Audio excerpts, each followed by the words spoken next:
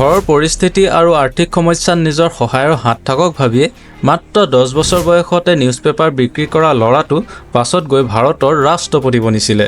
হয়, পৰিচয় কৰাই দিয়া কোনো প্ৰয়োজনেই নাই। মই কৈ আছোঁ ডক্টৰ A.P.J Abdul Kalamৰ বিষয়ে। তেওঁ কোৱা এটা শব্দ আমাৰ বাবে শিক্ষা হয়, কিন্তু ৰাষ্ট্ৰপতি বনাৰ এই যাত্ৰা তেওঁৰ বাবে ইমান সহজ নাছিল। বহুতো ঘাত প্ৰতিঘাত পাৰ কৰিব লগা হৈছিল তেওঁৰ ল'ৰালি কালৰ পৰাই। কিন্তু বহুতো কঠিনতা থকাৰ পাছতো সফলতাৰ পাখি লগাই উৰা মৰাৰ লগতে ভাৰতৰ বহুতো মিছাইল প্ৰজেক্টত জড়িত আছিল আব্দুল কালাম। আচলতে কেনেকৈ প্ৰতিটো যাত্ৰাত তেওঁ নিজকে সফলতাৰে থিয় হৈ দেখাইছিল, কেনেকৈ সকলোৰে আগত তেওঁ মিছাইলমেন নামেৰে জনাজাত হৈছিল, এই সকলোবোৰৰ প্ৰশ্নৰ উত্তৰৰ বাবে A.P.J Abdul Kalamৰ জীৱনৰ কিছুমান ইণ্টাৰেষ্টিং কাহিনী শুনাব গৈ আছোঁ আজিৰ এই ভিডিঅ'ৰ জৰিয়তে। If you want to shine like sun, first burn like sun। মানে আপুনি যদি সূৰ্যৰ দৰে জিলিকিব বিচাৰে তেন্তে আপুনি প্ৰথমে সূৰ্যৰ দৰে জ্বলিব লাগিব। সংসাৰক এনেকুৱা কথাৰে জ্ঞান দিয়া মহান চাইণ্টিষ্ট A.P.J Abdul Kalamৰ জন্ম 15 অক্টোবৰ 1931 চনত তামিলনাডুৰ ৰামেশ্বৰমত তামিল মুছলিম সম্প্ৰদায়ৰ ব্যক্তি ঘৰত হৈছিল। আব্দুল কালামৰ দেউতাক এজন নাও চালক আছিল। তেওঁ হিন্দু লোকসকলৰ তীৰ্থযাত্ৰাত ৰামেশ্বৰম ঠাইসমূহৰ নাৱেৰে উপভোগ কৰাইছিল আৰু কালামৰ মাক এগৰাকী হাউচৱাইফ আছিল। তেওঁলোকৰ ঘৰখন বহু বেছি সৰু আছিল, কিন্তু মানুহৰ সংখ্যা বহু বেছি আছিল। আব্দুল কালামৰ 4জনকৈ ককায়েক আছিল আৰু এজনী বায়েক আছিল। ঘৰখনৰ মানুহৰ সংখ্যা বেছি আছিল, কিন্তু উপাৰ্জন কৰা মানুহ অকল এজনেই আছিল। সেইবাবে ঘৰত আৰ্থিক সমস্যাই দেখা দিয়াটো এটা স্বাভাৱিক কথা। সেইবাবে আব্দুল কালামে 10 বছৰ বয়সতে নিউজ পেপাৰ বিক্ৰী কৰাৰ দৰে এটা বৃত্তি বাছি লৈছিল, আৰু সেই বৃত্তিটো তেওঁ এনেই বাছি লোৱা নাছিলে। আব্দুল কালামে সৰুৰে পৰা নলেজ গেইন কৰাত বহু বেছি গুৰুত্ব দিছিল, আৰু সেইবাবে তেওঁ কোনো এখন নিউজ পেপাৰ বিক্ৰী কৰাৰ আগতে সেইখনক ভালদৰে পঢ়ি লৈছিল, যাৰ জৰিয়তে তেওঁ জ্ঞান অৰ্জন কৰাৰ লগতে পইচাও পাইছিল। সেইবাবেহে তেওঁ নিউজ পেপাৰ বিক্ৰী কৰা বৃত্তিটো বাছি লৈছিল। কিন্তু নলেজ গেইন কৰা যাত্ৰা তেওঁৰ বাবে ইমান সহজ নাছিল। মুছলিম সম্প্ৰদায় হোৱাৰ বাবে তেওঁ বহুখিনি সমস্যাৰ সন্মুখীন হ'ব লগা হৈছিল, আৰু তাৰ মাজত এটা সমস্যা তেওঁ স্কুলৰ দিনৰে আছিল। মানে হৈছিল এই যে যেতিয়া তেওঁ ক্লাছ 5ত পঢ়িছিল তেতিয়া তেওঁৰ বেষ্ট ফ্ৰেণ্ড ৰামাধা শাস্ত্ৰীৰ লগত সদায় প্ৰথম বেঞ্চত বহিছিল। কিন্তু এদিন তেওঁ স্কুলৰে এজন শিক্ষকে আহি ব্ৰাহ্মণ আৰু মুছলিম ল'ৰাক একেলগে বহাটো তেওঁৰ পচন্দ নহ'ল, আৰু আব্দুল কালামক পাছৰ বেঞ্চত বহিবলৈ পঠাই দিয়ে। কিন্তু পাছৰ বেঞ্চত বহি জানো তেওঁ পাছ পৰি ৰ'ব? তেওঁ দাঁতি লৈছিল যে পাছৰ বেঞ্চত বহিয়ে তেওঁ সফলতাৰ জখলা বগাই দেখুৱাই দিব। আৰু হয়তো তেওঁ সেইবাবেই সদায় কৈছিল যে the best brains of the nation may be found on the last benches of the classroom. ক্লাছৰুমৰ লাষ্ট বেঞ্চত বহিয়ে তেওঁ ফাইটাৰ পাইলট বনাৰ দৰে এটা ডাঙৰ সপোন দেখিছিল। তেওঁ ভাবি লৈছিল যে ডাঙৰ হৈ তেওঁ এজন পাইলট হ'ব, আৰু সেইকাৰণেই তেওঁ কৈছিল small aim is a crime, have a great aim. কিন্তু তেওঁ নিজৰ সপোন বাস্তৱ কৰা দিশত হাৰি গৈছিল। মানে হৈছিল এই যে তেওঁ নিজৰ সপোন দিঠক কৰিবৰ বাবে 1955 চনত মাদ্ৰাছ ইনষ্টিটিউট অফ টেকন'লজিত এডমিশ্যন ল'বৰ বাবে গৈছিল। এতিয়া ইঞ্জিনিয়াৰিং কৰিব গৈছে যেতিয়া প্ৰজেক্টটো পাবই, তেওঁক এখন ল' লেভেল এটেক এয়াৰক্ৰাফ্ট বনাবলৈ দিয়ে, আৰু প্ৰজেক্ট ছাবমিট কৰা দিনা প্ৰফেচাৰজনে তেওঁ এই প্ৰজেক্টটো ইমান বেছি পচন্দ নকৰে আৰু প্ৰজেক্টটো ৰিজেক্ট কৰি দিয়ে। তেতিয়া আব্দুল কালামে প্ৰফেচাৰজনৰ পৰা 30 দিনৰ সময় বিচাৰিছিল আকৌ প্ৰজেক্টটো নতুনকৈ বনাবৰ বাবে। কিন্তু প্ৰফেচাৰজনে তেওঁক 3 দিনৰ সময় দি ক'লে যে যদি পাৰা কৰা, নহবা স্কলাৰশ্বিপৰ কথা পাহৰি যোৱা। মাত্ৰ 3 দিনৰ ভিতৰত এখন এয়াৰক্ৰাফ্টৰ মডেল ৰেডি কৰাটো জানো ইমান সহজ আছিল? তথাপিও আব্দুল কালামে 3 দিন দিনে ৰাতিয়ে এই প্ৰজেক্টটোৰ ওপৰত কাম কৰিলে, আৰু 3 দিনৰ পাছত যেতিয়া আব্দুল কালামে প্ৰজেক্টটো ছাবমিট কৰিলে তেতিয়া প্ৰফেচাৰজন আচৰিত হৈ গ'ল, আৰু তেওঁ ক'লে মই জানিছিলোঁ যে 3 দিনত এখন এয়াৰক্ৰাফ্টৰ মডেল তৈয়াৰ কৰাটো অসম্ভৱ আছিল, কিন্তু স্কলাৰশ্বিপ হেৰাই যোৱাৰ ভয়ত তুমি অসম্ভৱটো সম্ভৱ কৰি তুলিলা। এই ঘটনাটোৰ পাছতে আব্দুল কালামে এটা কথা বুজি পালে যে to succeed in your mission you must have single minded devotion to your goal. অৱশেষত ইঞ্জিনিয়াৰিং শেষ কৰাৰ পাছত তেওঁ সপোন বাস্তৱ কৰা সুবিধা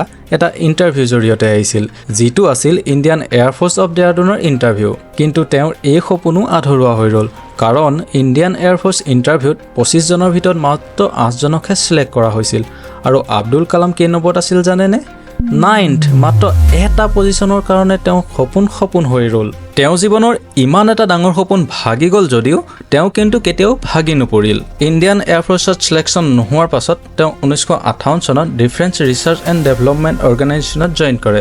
DRDOত জইন কৰা কেইবছৰমানৰ পাছতে বিক্ৰম সাৰাভাইৰ ইণ্ডিয়ান স্পেচ ৰিচাৰ্চ ইনকোস্পাৰ কমিউনিটিত আব্দুল কালামক প্ৰমোট কৰি দিয়ে য'ত তেওঁ প্ৰথমটো প্ৰজেক্ট আছিল ভাৰতৰ প্ৰথমটো ৰকেট আকাশলৈ উৰা মৰাৰ এই ৰকেটটো কেৰালাৰ থুম্বা গাঁৱৰ পৰা লঞ্চ হোৱা কথা আছিল কিন্তু আৰম্ভণি অৱস্থাত থকাৰ বাবে তেতিয়া ইনকোচ পাৰৰ ওচৰত নাই কোনো ৱৰ্কশ্বপ আছিল নাই কোনো ৰিচাৰ্চ ফেচিলিটি আছিল তেতিয়া তেওঁলোকে থুম্বা গাঁৱৰে পুৰণা চাৰ্চটোক নিজৰ ৱৰ্কশ্বপ বনাই লয় আৰু অৱশেষত বহুতো কষ্টৰ ফলত ৰকেটটোৰ কাম সম্পূৰ্ণ কৰি তোলে কিন্তু এতিয়াও তেওঁলোকৰ প্ৰব্লেম শেষ হোৱা নাছিল ৰকেটৰ সামগ্ৰীসমূহ লঞ্চ পেডলৈকে লৈ যাবৰ বাবে তেওঁলোকৰ ওচৰত কোনো সুবিধা নাছিল ভাবিলে আচৰিত লাগে সকলোবোৰ ৰকেটৰ সামগ্ৰী তেওঁলোকে চাইকেল আৰু গৰু গাড়ীৰে লঞ্চ পেডলৈকে লৈ গৈছিল ইমানবোৰ অসুবিধাৰ সন্মুখীন হৈ 21 নৱেম্বৰ 1963 চনত প্ৰথমটো ৰকেট লঞ্চ কৰি ভাৰতে প্ৰথমবাৰৰ বাবে স্পেচৰ অভিমুখে যাত্ৰা কৰে কিন্তু যিটো ঘটনাৰ বাবে আব্দুল কালামৰ নাম মিছাইলমেন ৰখা হয় আচলতে সেইটো সাকসেছ নাছিল সেইটো ফেইলাৰ হে আছিল 1969ত ইছৰোত আব্দুল কালাম SLV-ৰ প্ৰজেক্ট ডাইৰেক্টৰ আছিল 10 বছৰৰ কষ্টৰ পাছত এই ৰকেটটো প্ৰস্তুত কৰি উলিয়ায় প্ৰজেক্টৰ সময়ত 1976 চনত আব্দুল কালামৰ দেউতাকৰ মৃত্যু হয় তথাপিও তেওঁ নিজৰ লক্ষ্যৰ পৰা বিচৰিত হোৱা নাছিল তেওঁ এই প্ৰজেক্টটো নিজৰ ব্যক্তিগত জীৱনতকৈ বহুত ওপৰত ৰাখি কাম কৰিছিল কিন্তু আগষ্ট 1979 চনত যেতিয়া ৰকেটটো লঞ্চ কৰে তেতিয়া ৰকেটৰ সেকেন্ড ষ্টেজত কিছু টেকনিক্যাল ইস্যু হোৱাৰ বাবে ৰকেটটো বেংগলৰ এটা গৰাত গৈ পৰে যেতিয়াই প্ৰজেক্টটো ফেইল হৈ যায় তেতিয়াই সকলোৱে তেওঁৰ ওপৰত আঙুলিয়াব লয় কিন্তু তেতিয়া প্ৰফেসৰ সতীশ ধাৱন যিজন তেতিয়া ইছৰোৰ চেয়াৰম্যান আছিল তেওঁ এই ঘটনাটোৰ সমগ্ৰ দায়ী নিজৰ ওপৰত লয় তেওঁ এই লিডাৰশ্বিপৰ কথা আব্দুল কালামে সদায় কয় How do you handle a failure? It's very important for entrepreneurs. Life is not so simple. We have to handle the failures with stout heart. My chairman, that is the Professor Satish Dhawan, exactly at 6:30, I was very tired of continuously working. He come to my room, you join me for a press conference. On that day, in the morning, there's a press conference. Hundreds of press reporters, media people have assembled. Just Professor Dhawan told me, Satish Dhawan told me, I am going to handle the press conference. He took the responsibility of the failure. He completely switched my failure to his failure. This is the leadership quality.